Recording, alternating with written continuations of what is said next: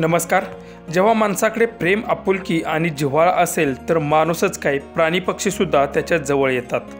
आणि त्याचंच हा व्हिडिओ एक जिवंत उदाहरण आहे.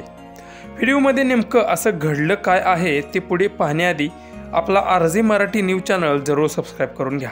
आपण आपल्या घरामध्ये पाळीव प्राणी पक्षी पाळत असतो आणि त्यांची नावेसुद्धा खूपच गोंडस अशी ठेवत असतो.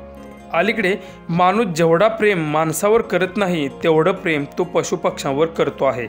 याचं कारण म्हणजे माणसांच्या मध्ये असलेला स्वार्थीपणा आणि पशुपक्ष्यांच्या मध्ये असलेला निस्वार्थीपणा.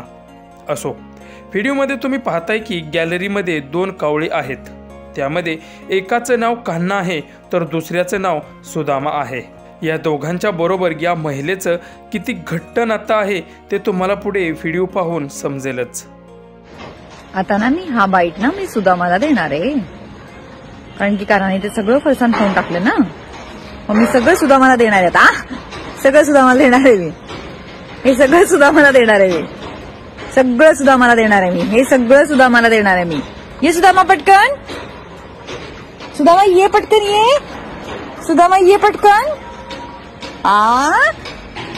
कोणी खाल्लं बदमाश? कोणी खाल्लं बदमाश? किती बदमाश. कसा बदमाश आहेस रे तू.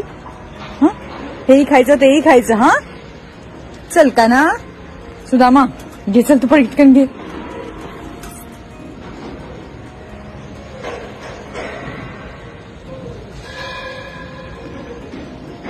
कोणाला देऊ? हा बाईट सुद्धा मला देऊ दे प्लीज. हा बाईट सुद्धा मला देऊ दे. मी घे सुद्धा.